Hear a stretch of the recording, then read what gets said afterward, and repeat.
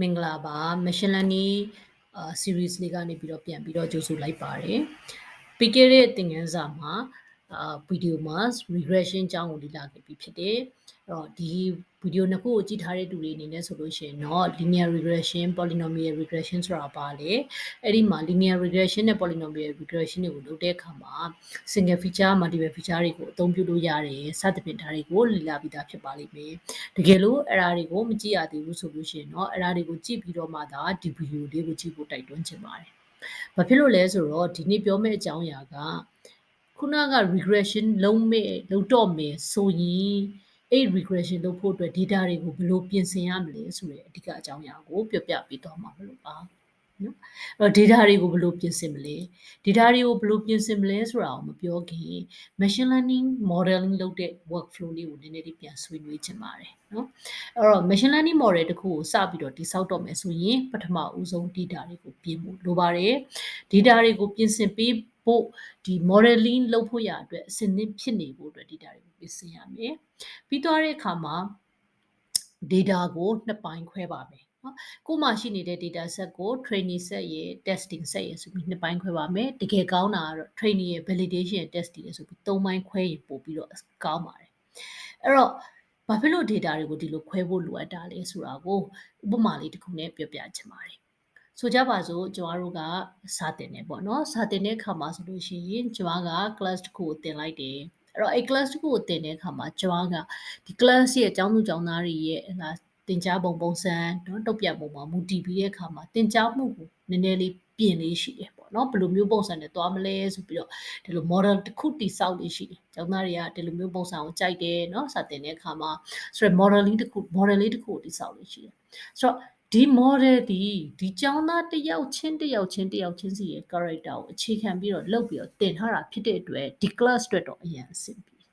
ဒါပေမဲ့နောက် class ကိုလာပြီးတော့သင်တဲ့အခါမှာခုနက model အတိုင်းသွားပြီးသုံးလိုက်မယ်ဆိုရင်သုံးလို့အဆင်မပြေနိုင်ဘူး။ဘာဖြစ်လို့လဲဆိုတော့ကျွန်တော်ရဲ့ model ဒီပြီးခဲ့တဲ့ class ကကျောင်းသူကျောင်းသားတွေကိုအသေးစိတ် fine tune လုပ်ထားတာဖြစ်တယ်။အဲ့တော့ကျွန်မရဲ့ training data ဒီပြီးခဲ့တဲ့ class ကကျောင်းသားတွေဒါဖြစ်တယ်။ကျောင်းသားအသစ်တွေအတွက် fine tune ကျောင်းသားအသစ်တွေအတွက်ထည့်သွင်းစဉ်းစားထားတာမရှိဘူး။ရေဘူးရသဘောမဆန်ဘူး။ဒါကြောင့်မလို့ဒီလိုမျိုးဖြစ်တဲ့အတွက်ကြောင့်မလို့ကျောင်းသားတက်လာတဲ့အခါမှာ performance တွေအများကြီးပြုတ်ကျသွားနိုင်တယ်ပေါ့နော်အဲ့တော့ဒီ machine learning model ပဲဖြစ်ဖြစ်ဒီခုနကပြောသလို modeling တစ်ခုပဲလုပ်ပေါ့နော်ဘယ်လိုလုပ်ဖို့လိုအပ်လဲဆိုလို့ရှိရင်ပေးထားတဲ့ data တွေကတချို့တစ်ဝက်ကိုအသုံးပြုပြီးတော့ model ကို train လုပ်မယ်အဲ့ဒီ model ကို train လုပ်ပြီးတဲ့အခါမှာရလာတဲ့ model parameter တွေကိုခုနကခွဲပြီးခြံထားခဲ့တဲ့ testing data တွေနဲ့ validate လုပ်ကြည့်မယ်နော်ရလက်ဒီ testing အတွက်ကော training အတွက်ကောတင်းမြတ်တာတယ်ဆိုမှသာတယ်ဒီ model ကိုဟလာဒါကတော့အဆင်ပြေသွားပြီငါတို့ဆက်သုံးလို့ရမယ်လို့ကိုရီးယားရုံကြည်နဲ့ပြောနိုင်မှာဖြစ်တယ်။ဒါကြောင့်မလို့ဒုတိယအဆင့်ဒီ data တွေကို training နဲ့ testing data ဆိုပြီးတော့ခွဲထွက်ဖို့လိုအပ်တယ်နော်။ Now အဲ့ဒီလိုမျိုးလုပ်ပြီးသွားတဲ့အခါမှာ modeling လုပ်တယ် training data တွေကိုအသုံးပြုပြီးတော့ step 3အနေနဲ့ modeling လုပ်မယ်။အဲ့ဒီ modeling ကနေရလာတဲ့ parameter တွေကိုအသုံးပြုပြီးတော့ဒီ model ကို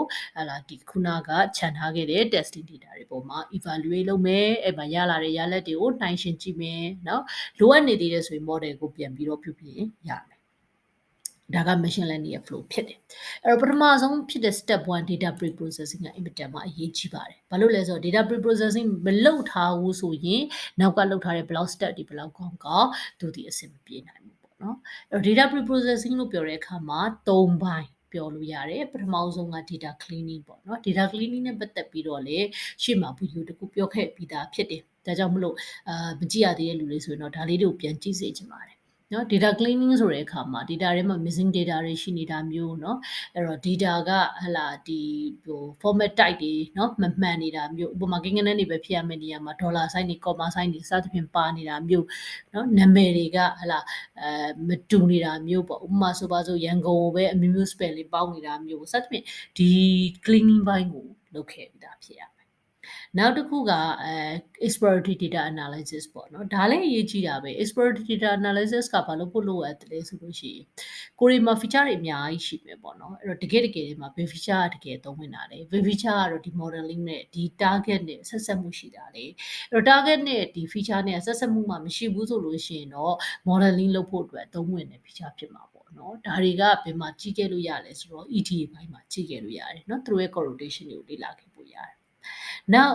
တက်လိုအပ်တာဘာတွေလုပ်ဖို့လိုအပ်သေးလဲဆိုလို့ရှိရင်တစ်ခါတည်းမှာ new features တွေ create လုပ်ဖို့လိုအပ်တယ်အဲ့တော့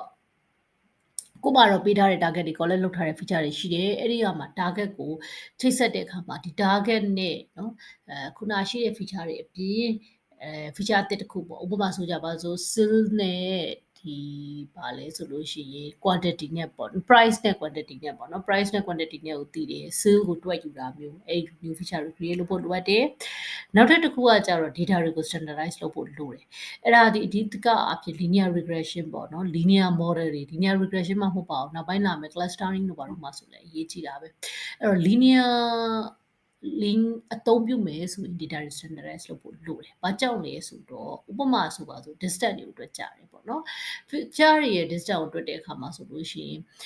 ဒီ feature တစ်ခုရဲ့ range ကအရန်ကြီးနေပြီးတော့ feature တစ်ခုရဲ့ range ကအရန်သေးနေတယ်ဆိုလို့ရှိရင်လည်းဒါ model လုပ်လို့ရှိရင်အဆင်မပြေနိုင်ဘူးပေါ့နော်။အဲ့တော့ data standardization လုပ်ဖို့လိုတယ်။နောက်တတိယတစ်ခုကကျတော့ categorical data တွေကို encode လုပ်တာပေါ့။အဲ့တော့ categorical data တွေကို modeling လုပ်လို့အဆင်မပြေဘူး။အဲ့တော့အဆင်မပြေတဲ့အတွက်ကြောင့်မို့သူ့ကို numerical ပြောင်းဖို့ဆိုရင် encode လုပ်ပေးဖို့လိုတယ်။ဥပမာဆိုကြပါစို့နော် male gender ပေါ့ sex ကိုပေးထားတယ်။အဲ့မှာ sex ကိုပေးထားတယ်ဆို male female ရှိတယ်ပေါ့နော်။အဲ့တော့ male female အစားသူ့ကို numerical value ဖြစ်တဲ့0 1အနေနဲ့ encode လုပ်တာမျိုးဒါတွေလုပ်ဖို့လိုအပ်တယ်နော်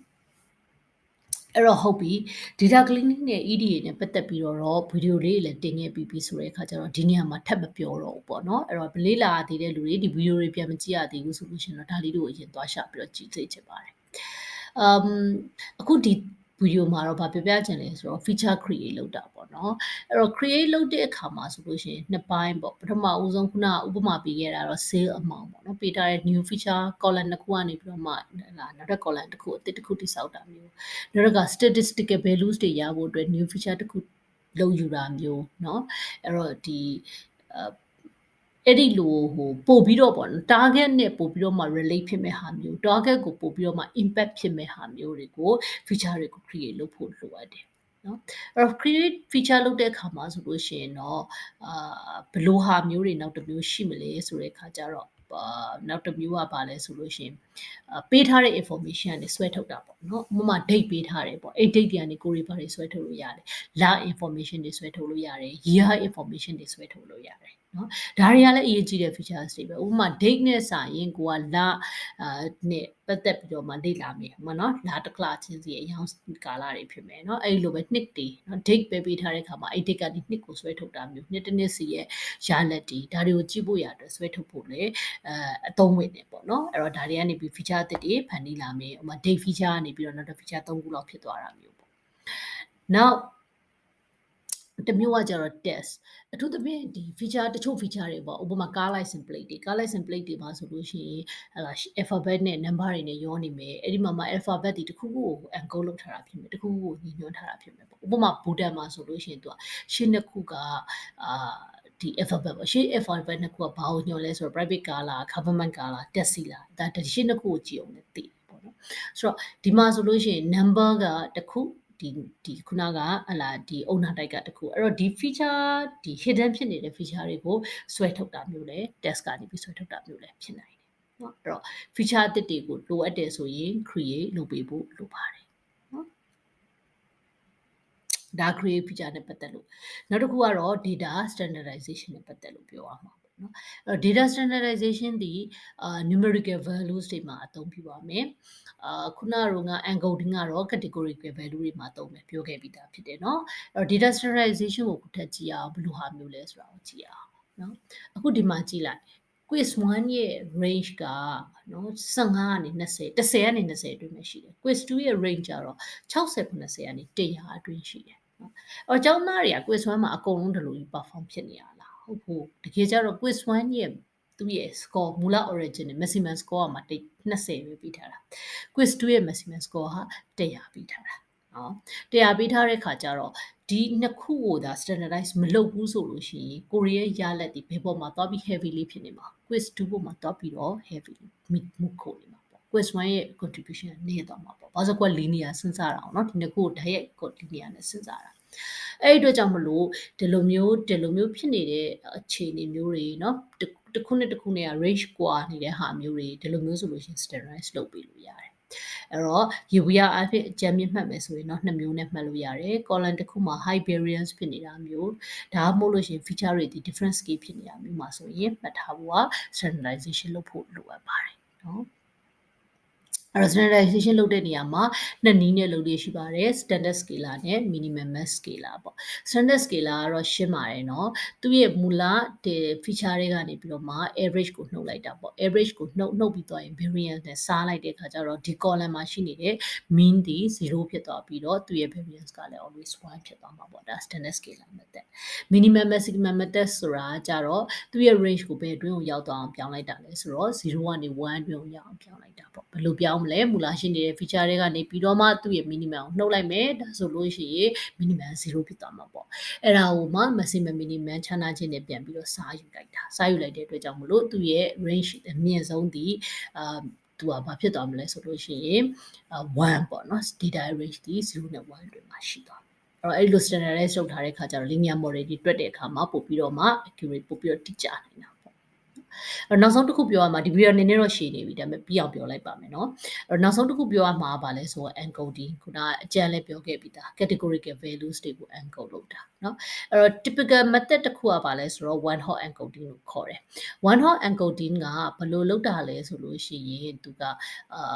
dummy variable ကိုပြီးစောက်လိုက်တာဥပမာဆိုပါစို့เนาะအခု vehicle type ပေါ့ vehicle type ဒီမှာပေးထားတာဆို3မျိုးပေးထားတယ်ပေါ့ heavy vehicle medium vehicle light vehicle ဒါ categorical values တွေတည်ပြီးသားဟုတ်တယ်เนาะအဲ့တော့သူ့ကို numerical ပြောင်းတော့မယ် numerical ပြောင်းတော့မယ်ဆိုရင်ဘယ်လိုပြောင်းမလဲတော့ဘယ်လိုလုပ်လိုက်လဲဆိုတော့ one hot encoding ကြတော့ဒီ vehicle type အမျိုးအစား3မျိုးရှိတယ်ဆိုရင် column 3ခုထွက်လာတယ်နော် column 3ခုထွက်လာမယ်ပထမ column ကဘာလဲဆိုတော့ဒါ heavy vehicle ဖြစ်သလားဒုတိယ column က is medium vehicle ဖြစ်သလားတတိယ column ကျတော့ is light vehicle ဖြစ်သလားတကယ်လို့ဒီ is heavy vehicle ထဲမှာဆိုရင် value ကဘာနဲ့ပဲရှိမလို့0နဲ့1ပဲရှိမှာအဲ့တော့ heavy vehicle ဖြစ်တဲ့ record တွေအတွက်ဆိုရင်1ပေါ့ကျန်တာအားလုံးက0 alright အဲ့တော့အဲ့လိုပဲเนาะ likewise medium vehicle light vehicle တွေမှာလည်းအတူတူပဲသူ့ရဲ့အားနည်းချက်ကကြတော့ဘာဖြစ်သွားတိုင်းတာလဲဆိုတော့ကိုယ့်ရဲ့ column တစ်ခုထဲမှာ feature ကtype ကပေါ့နော် unit value ကအများကြီးရှိနေတယ်ဆိုရင် column တွေအများကြီးဖတ်နေမှာပေါ့နော်ဥပမာဆိုပါစို့ကို vehicle type ထဲမှာသူက3မျိုးပဲပြောတာဟုတ်တကယ်လို့ vehicle type ကအခု10ခုရှိရဆိုရင် column 10ခုဖတ်ပြီးတော့မှာ vehicle type ကအခု20ရှိတယ်ဆိုရင် column ကအခု20ဖတ်ပြီးတော့မှာဒါကြောင့်မလို့ဒီ feature column တွေ feature တွေအများကြီးများလာတဲ့အခါမှာဒါဒီဘာပြတ်သွားလဲဆိုတော့ dimensional ပြဿနာတက်မှာပေါ့နော် large dimension ရှိလာမယ်ဒါဆိုရင် dimensional reduction တွေဘာတွေလိုအပ်လာမယ်ပေါ့ okay အဲ့တော့ဒီone hot encoding method ကဘယ်နေရာမှာအဓိကအသုံးဝင်တယ်လဲဆိုလို့ရှိလို့ပြောရရင်တော့ဒီကိုယ့်ရဲ့ feature တွေကကိုယ့်ရဲ့ feature ထဲမှာရှိနေတဲ့ unit value တွေကအများကြီးမဟုတ်ဘူးပေါ့မျိုးစားအများကြီးမဟုတ်ဘူး၄-5ခု10ခုအဲ့လောက်ပဲ10ခုဆိုတော့လည်းများသွားပြီပေါ့နော်၄-5ခုလောက်ပဲရှိတဲ့ဟာမျိုးအတွက်ဆိုလို့ရှိရင်တော့ဒီ encoding method ကတော်တော်လေးအဆင်ပြေတာကိုတွေ့ရပါလိမ့်မယ်နောက်ထပ်တစ်မျိုးလုပ်လေးရှိတဲ့ encoding method ကဘာလဲဆိုလို့ရှိရင်ဥပမာ gender က male နဲ့ female ပေါ့ဒါဆိုရင် male ကို0လို့သတ်မှတ်ပြီးတော့ female ကို1လို့သတ်မှတ်လိုက်ပြီးတော့ gender column မှာပဲ column ကိုပဲမပြောင်းဘူးပေါ့နော်သူ feature အသစ်မထွက်လာဘူးဒီ feature ထဲမှာပဲပြောင်းသွားတာမျိုးပေါ့အဲ့တော့ဒီ method ရဲ့အားနည်းချက်ကကြတော့ဘာရှိတယ်ဆိုလို့ရှိရင်သူကဘာပေးလိုက်လဲဆိုတဲ့အခါကျတော့ ordinal ဖြစ်သွားတယ် number တွေဒီသူကတကယ်ကြတော့ male ဒီလည်း female ထက်မနှိမ့်တယ်လို့ female ဒီလည်း male ထက်မနှိမ့်ဘူးဒါပေမဲ့တကယ်လို့အဲ့လိုမျိုး0 1နဲ့တော့ပြောင်းလိုက်ရင်ကြတော့သူ့ရဲ့ numerical သဘောဘက1က0တက်ကြီးနေတာဒါဆိုရင်သူကဘယ်လိုဖြစ်သွားလဲဆိုတော့ဒီ numerical value ဒီ ordinal သဘောဖြစ်သွားတာပေါ့နော် female ကပို့ပြီးတော့ male ထက်ပို့ပြီးတော့ value များတယ်လို့မျိုးဖြစ်သွားတာဒါကြောင့်မလို့အခုချိန်ထိတော့တော်တော်များများတော့ machine learning model တွေမှာ one hot encoding ကိုပဲအသုံးပြုနေတော့မှာဖြစ်တယ်အဲ့တော့ summarize ပြန်ပြောမယ်ဆိုလို့ရှိရင်တော့နော် data တွေကို machine learning modeling မလုပ်ခင်မှာ prepare လုပ်ဖို့လိုအပ်တယ်လိုအပ်တဲ့အခါမှာအရေးကြီးတာတော့ cleaning လုပ်ကြည့်ဖို့လိုအပ်တယ်နော် correlation analysis တွေလုပ်ဖို့လိုအပ်တယ်နော် feature အသစ်တွေကိုလိုအပ်တယ်ဆိုရင် column တွေဖန်တီးမယ် feature အသစ်တွေဖန်တီးမယ်နောက်တစ်ခါ categorical value တွေဆိုရင် encode လုပ်ဖို့လိုအပ်တယ် numerical value တွေဆိုလို့ရှိရင် variance တွေများနေတယ်ဒါမှမဟုတ်လို့ရှိရင်သူ့ရဲ့ feature range ကတစ်ခုနဲ့တစ်ခုနဲ့ different skills ဖြစ်နေတယ်ဆိုရင်ကိုရီးယားမှာလုပ်ပြရမလဲ standardization လုပ်ပြရမှာဖြစ်တယ်